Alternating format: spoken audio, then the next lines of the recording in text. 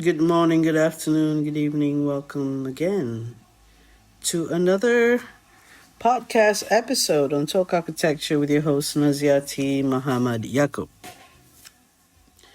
I would like to discuss the topic that I started in June 29 with regard to a decade of nothingness. Why Malaysia's disability law still fails the built environment.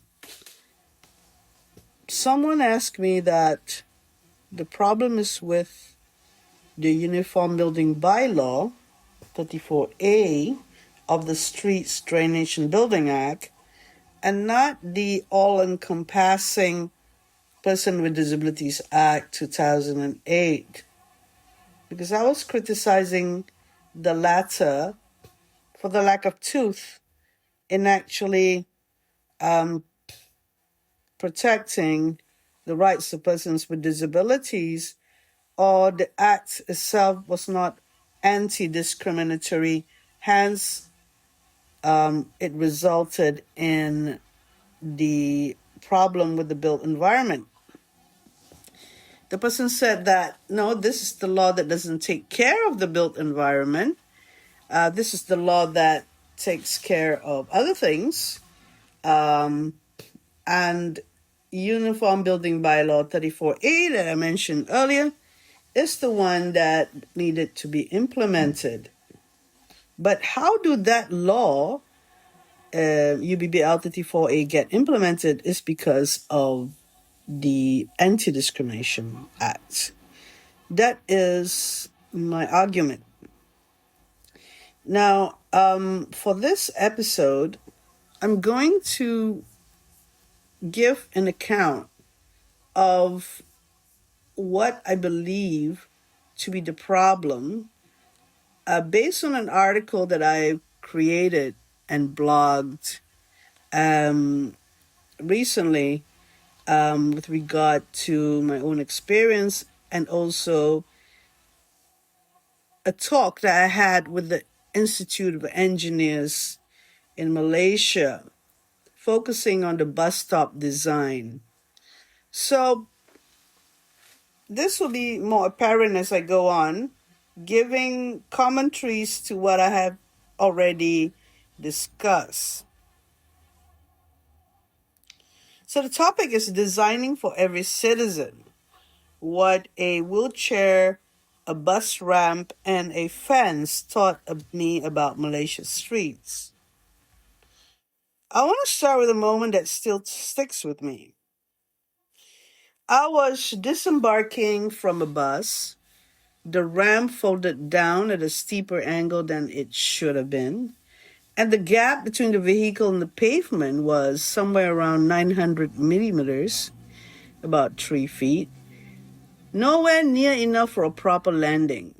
The driver was helping me down, doing her best, but as she braced against the slope, her back pressed into the fence behind her. She was struggling.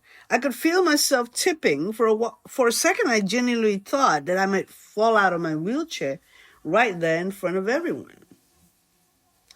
Nothing dramatic happened in the end, but that small, ordinary moment of nearly falling off a bus is, in miniature, the whole story of accessible transportation in Malaysia. It's not usually one big catastrophic failure. It's 100 small gaps, steep ramps, missing tactile guides, and awkward interfaces that quietly add up until someone gets hurt or simply gives up and stops going out. That's what I want to talk about today. Designing for every citizen, engineering inclusive urban landscapes, and why the humble bus stop, of all things, turned out to be where I learned the most. This is where I'm coming from. A bit of background, because I think it matters for how I see all this. Since 2014, My colleagues and I have researched accessible transportation initially under a grand challenge grant at University of Malaya, running about 4 years. Along the way, we designed elective courses on a universal design and later secured Innovate Fund money to build a second version of a universal design bus stop. On top of the academic side, I was a disability activist until 2024, and I'm now self-employed. So this isn't theoretical for me. It's research, advocacy, and also my daily commute or, having to go out and using the built environment as I should. There are two threads running through everything that I want to share. The first is a very specific one. The design of transit points, such as the bus stops, the pavements, sidewalks, and crossings as the main example. The second is broader. The barrier-free principles of safety, accessibility, and usability that should underpin the built environment as a whole. So with regard to the second point, are there laws to actually protect us or to make it safe, accessible, and usable for us to use the built environment? And is it only it's only the Streets, Drainage and Building Act to do that? But of course, we know that there are more laws with regard to the built environment outside of the jurisdiction of developers and in the jurisdiction of the local authorities. And we shall again talk about this. So this has to do with an important point, which is the first mile, the last mile, and the many, many departments and agencies in between that deals with this issue or under them. Before I get into the bus stops themselves, I want to describe what an ordinary trip actually looks like when you're navigating the city on wheels or with a visual impairment. You leave your home, a flat or a terrace house, a hostel, and you want to get to work, to study, to eat, see friends and family. To do that, you need to walk or use the pedestrian environment or cycle, take a bus, a taxi, or, one of those private grabs, an accessible van or a private vehicle. Somewhere in that journey, you have to use the road and its infrastructure, pavements, transit points, crossings, junctions, bridges, and even guard houses. Eventually, you arrive somewhere. An office, a park, a school, a clinic, a place of worship, a train station, for example. This everyday sequence has a well-known weak point, which planners call the first mile and the last mile. It's the stretch right after you leave home and right before you reach your final destination, where you have to negotiate what I said just now, the bus stop, taxi stands, pavement crossings, and even bridges. It sounds small. It isn't. This is where most of the actual barriers live. Part of the reason, as I said earlier, is about jurisdictional. A local authority officer once told me about the gray areas of development, the boundary zones between what falls under local council jurisdiction and what belongs to a private developer, or a strata title, or a federal agency. At one point, we counted 13 different departments and agencies in Kuala Lumpur with some claim over the street environment. I think it has reduced somewhat now, but it's still complicated and it's not straightforward. Even something as ordinary as walking from your office to a restaurant in a shopping mall can cross 2 or 3 zones of ownership. When nobody clearly owns the connection between one building and the next, the connection tends to be the first thing that gets neglected.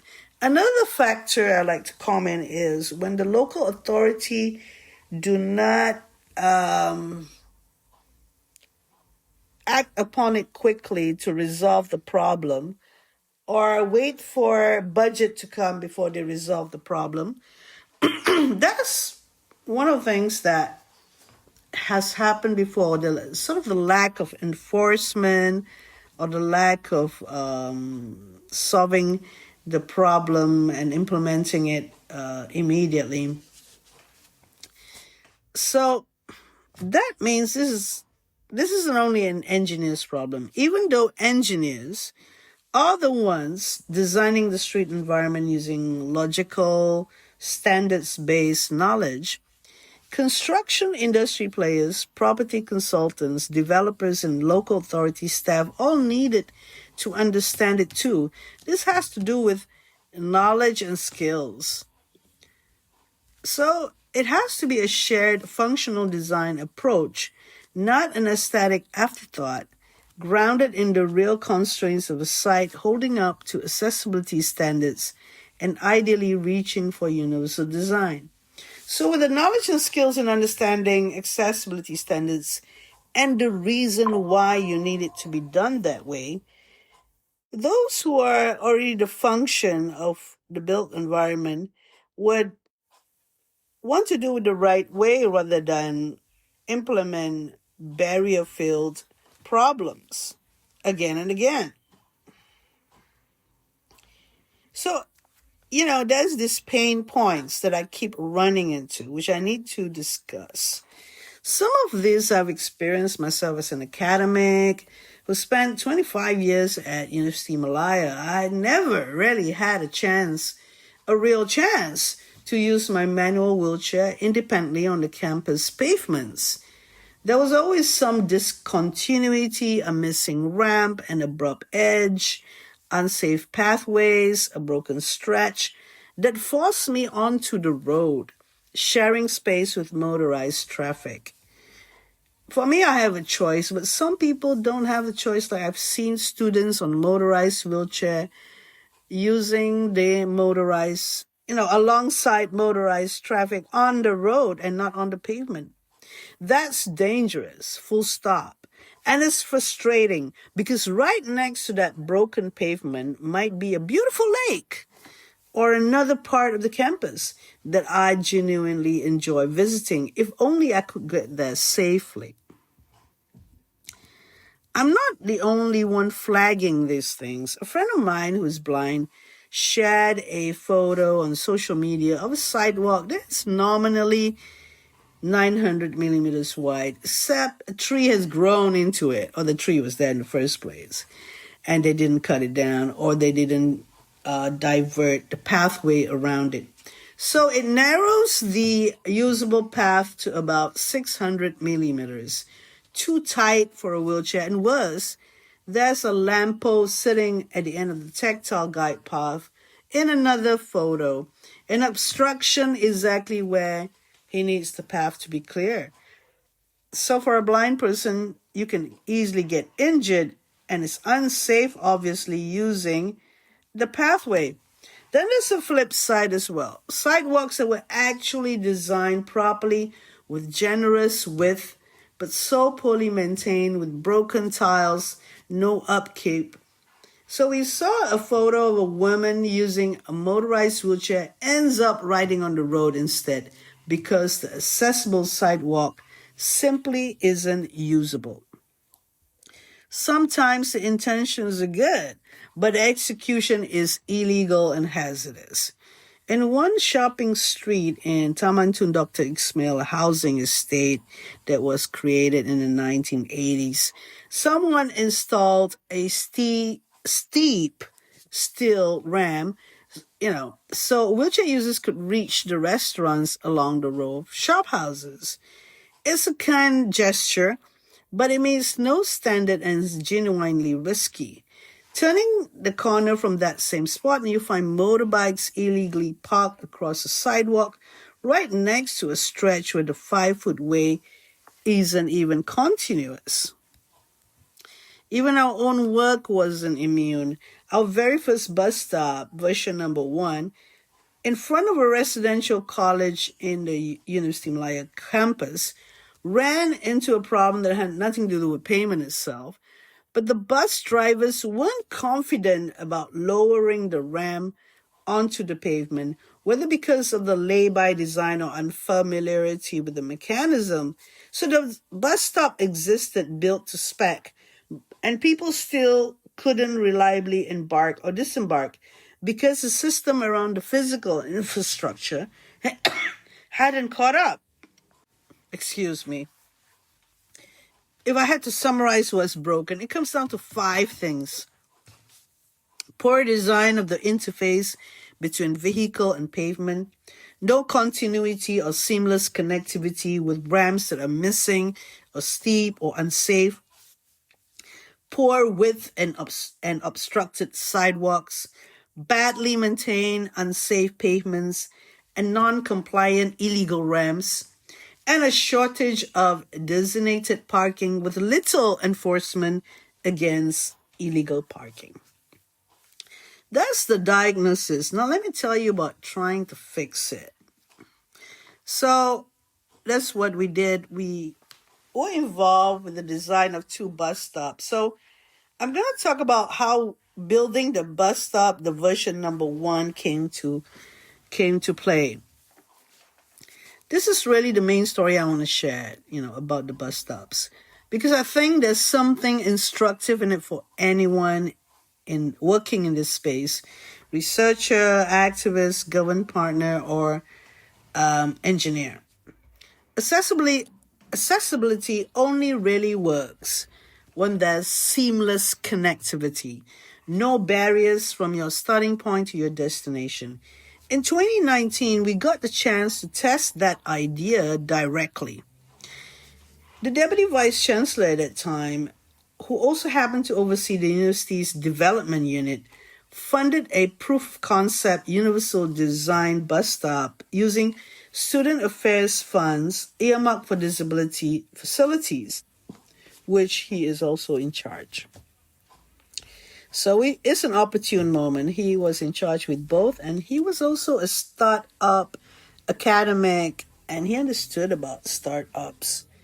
We built it through University of Malaya's Commercialization and Innovation Center, University of Malaya UMCIC, which would start as a spin-off back in 2015. A shout out to the director at that time, Prof. Rufina Yasmin. And this was only possible with people who can see the vision that we were trying to do and what we're trying to implement would help others. We didn't design in a vacuum. We brought in wheelchair users and blind persons for input. We also visited Singapore with some funds that we had from the Grand Challenge to see what we were doing, what they were doing right. The before was a completely ordinary bus stop on site, a roof, some benches, and nothing more. What we built with the help of University of Malaya incorporated a few specific universal design principles.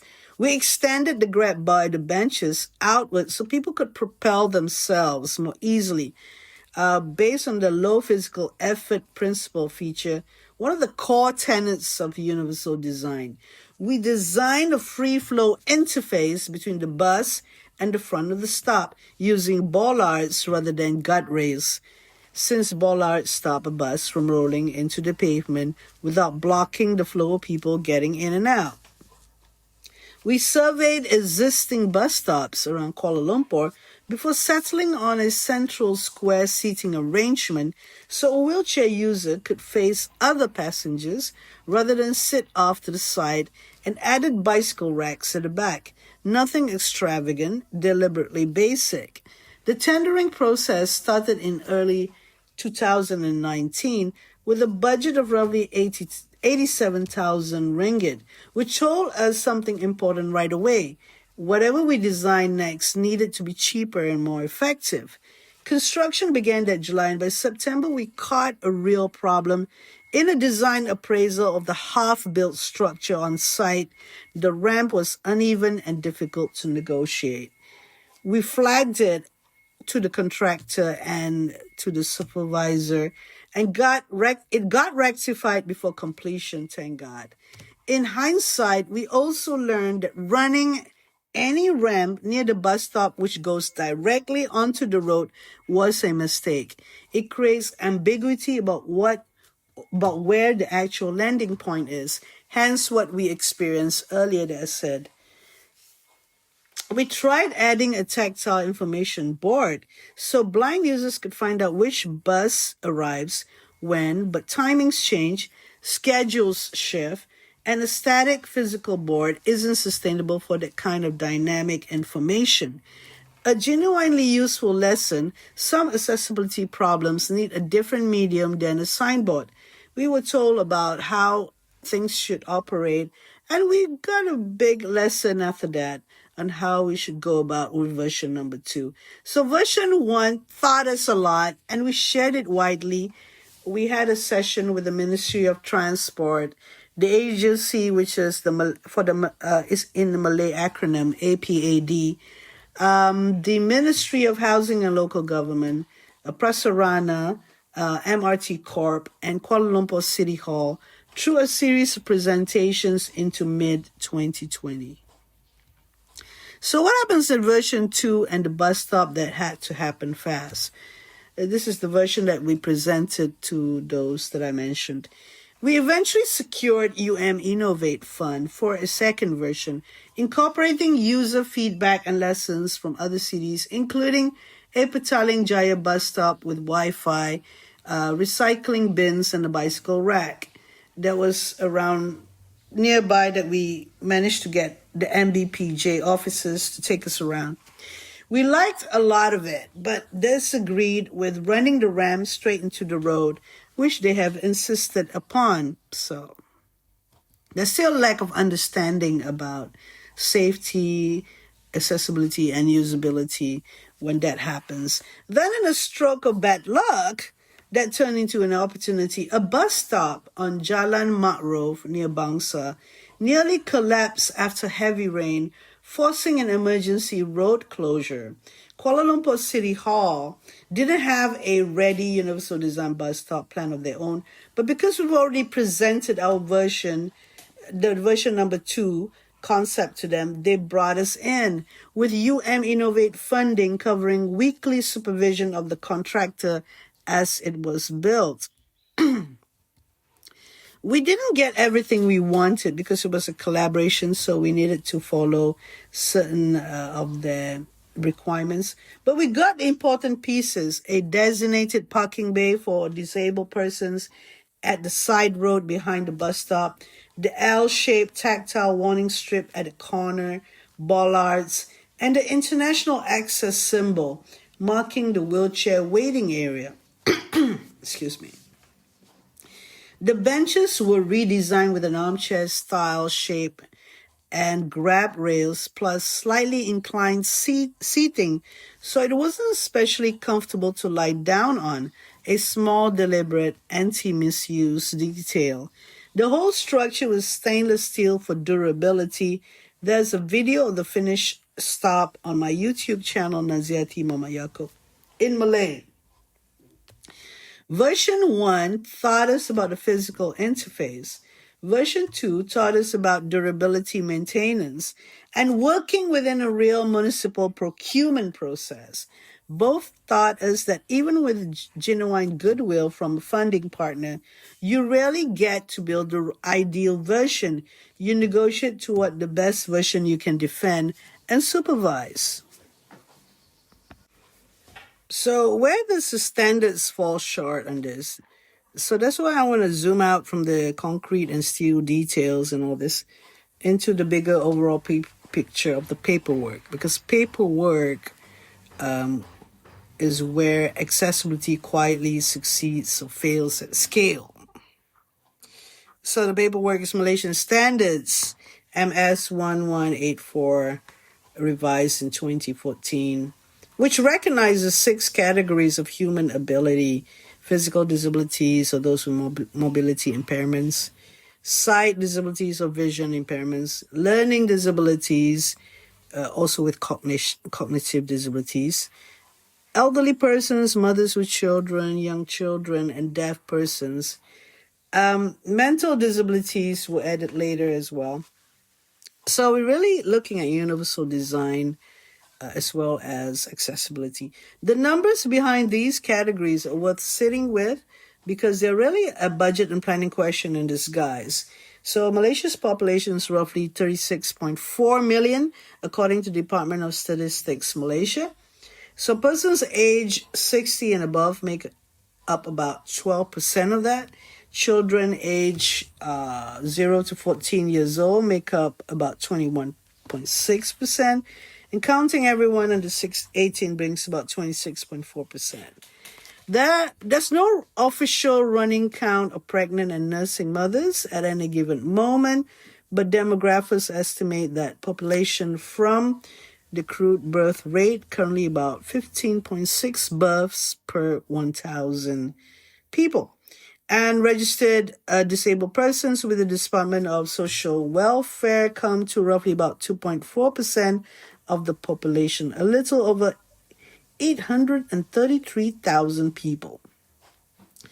Well, the welfare department figure is almost certainly conservative because OKU registration in Malaysia is voluntary, not a census count.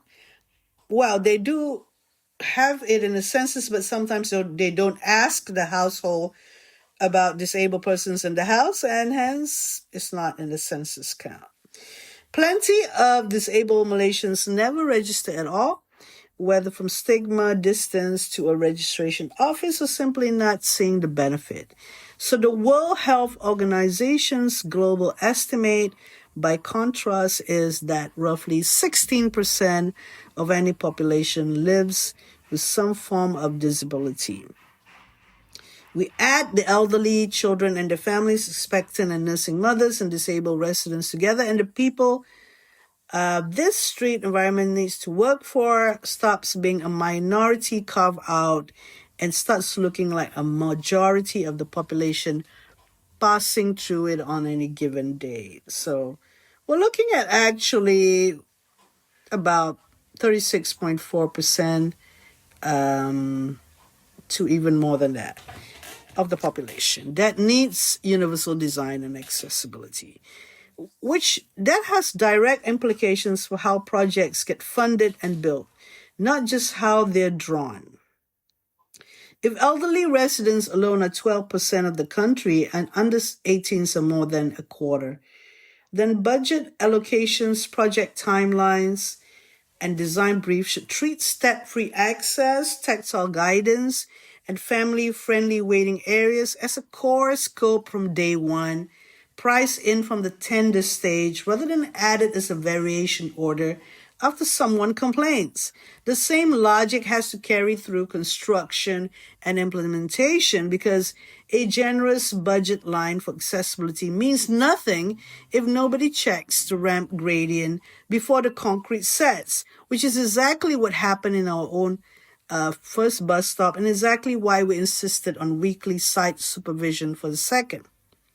The structural problem is that Malaysian Standards 1184 sits under Uniform Building Bylaw 34A of the Street Drainage and Building Act 1974, which works cleanly inside a building or within the site boundary. It gets murky the moment you step outside that boundary into space governed by patchwork of federal, state, and local laws, pavement crossings, bridges, and the connective tissue of the city.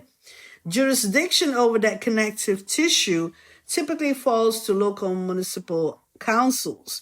We call the various Pihak Berkuasa Terpantat, or PBTs, or the Public Works Department under the Road Transport Act 1987 and the Local Government Act 1976. The Person with Disabilities Act 2008 exists too, but candidly doesn't have much enforcement teeth on its own for mandating universal access.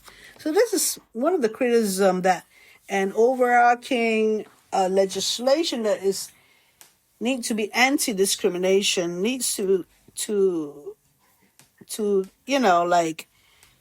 be umbrella for other acts as well. And this is something which is necessary to happen in Malaysia. If not,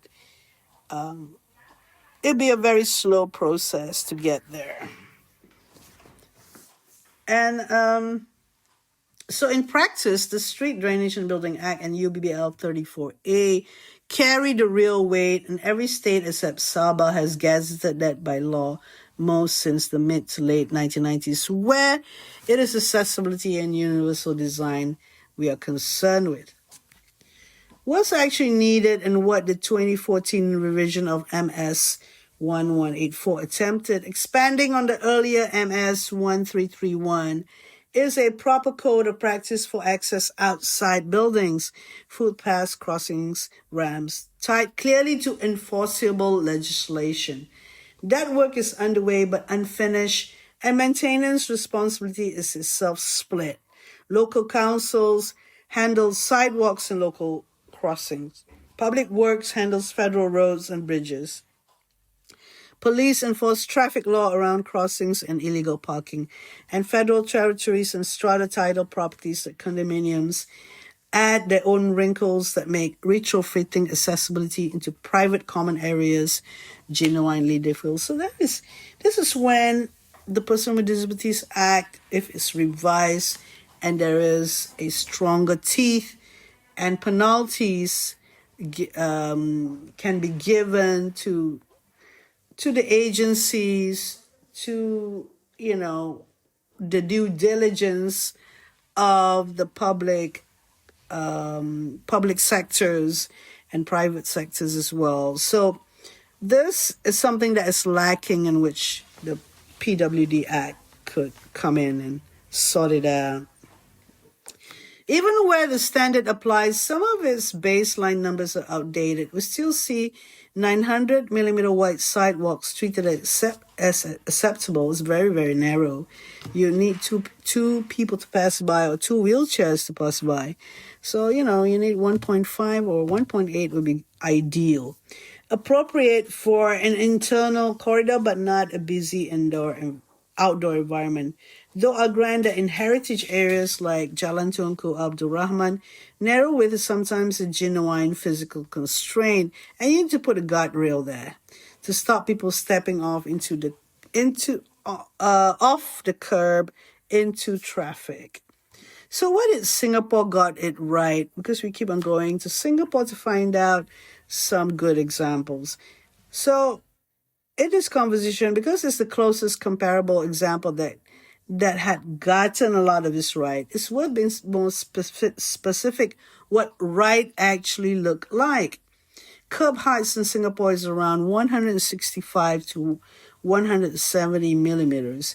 In Malaysia, the common built curb height is 225 millimeters, which makes constructing a compliant ramp at a junction significantly harder. The higher the curb, the longer the ramp needs to be to hit a safe gradient. My own recommendation, splitting the difference towards something achievable, is 180 millimeters, for example. But the more interesting part isn't a single dimension. It's how Singapore approached the whole system. In 2015, the government budgeted roughly Singapore dollar 85 million to upgrade pavements and the bus system, and almost every bus became wheelchair accessible. They also did something structurally clever: land just outside private property gates, which technically belongs to no one in particular, manholes, was formerly taken over by the government as protected pedestrian pathways. So manholes and other street infrastructure were relocated off that path. Drains were routed away to avoid flooding, and curb heights were deliberately varied, higher next to landscape buffers and lower to the inner path. So that right-of-way consistently favored the person walking, not the vehicle entering a driveway. So Singapore also runs a code on accessibility, last revised around 2019, alongside frameworks like the American Disability Act and the UK's Part M we're referring here. But the more powerful lever is that they push developers beyond baseline compliance through a universal design index built directly to the development approval process, with the best projects earning recognition. Fail to meet accessibility compliance during construction, and the local authority can issue a stop work order that costs money and time. So it's a genuinely effective lever, a moral suasion. Just properly align incentives. So there are these dimensions. I'm coming to the end of the session here, and it's worth talking about what we can do about this and what are the dimensions that are worth remembering. If you're an engineer, a landscape architect, or an architect, and you want a working mental checklist, here's roughly what I'd tell you, based on both the standards and what I've learned firsthand doing access audits. Start by finding the level with the highest pedestrian traffic and treat that as your datum. So building the ramp and vertical circulation logically around it so wheelchair users aren't routed to some awkward secondary path. Pedestrian paths should at least be 1.5 meters wide to let two wheelchair users pass, which is each one could be roughly 750. Though with mobility scooters now commonly, you should have 1.8 to 2.1 meters as more future-proof. A 1:14 ram gradient is an acceptable indoor minimum and can work outdoors in a pinch, but 1:20 should be the outdoor default since it's far easier to negotiate independently. So a cross-fall camber, should sit around 1:50 to manage drainage without adding a hazard. A tactile warning strip should extend 600 millimeters from the edge of a curb or a level change further back than people expect.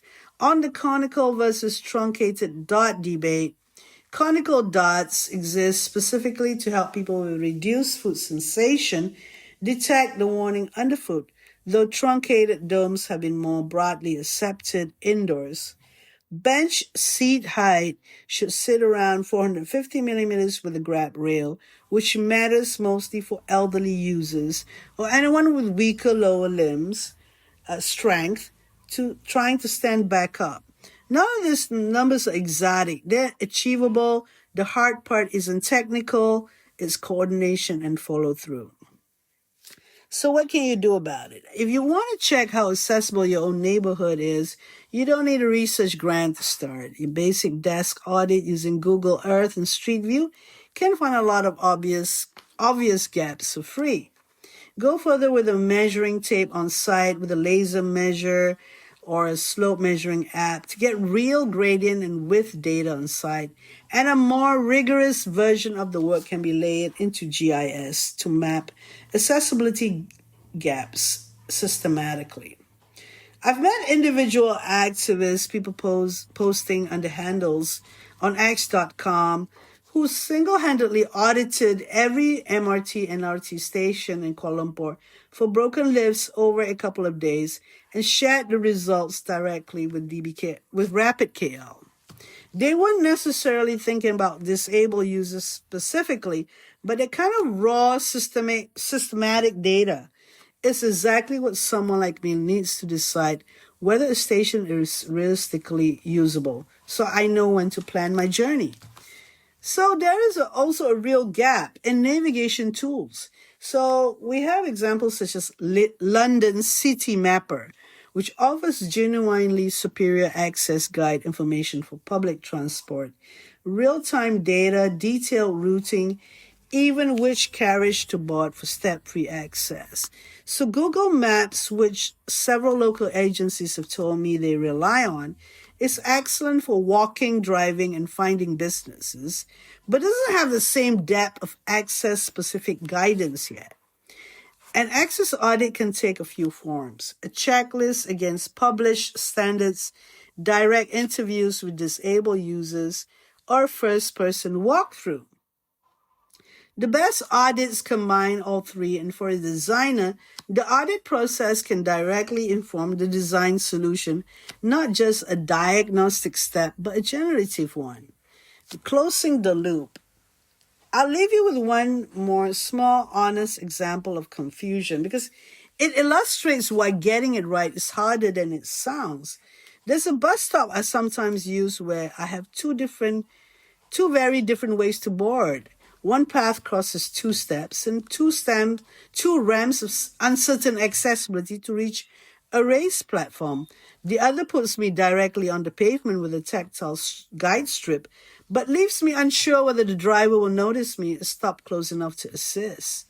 Same location, two platforms, two different assumptions baked into the design, and no clear signal for a first-time user about which one is meant for them.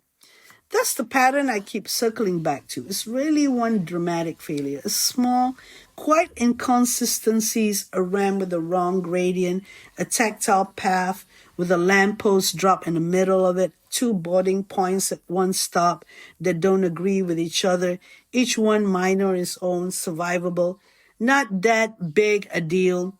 Stack enough of them together and you get a city technically full of infrastructure and still functionally hard to move through independently, whether you're disabled, elderly, pushing a stroller, or just carrying too many bags up a badly placed step.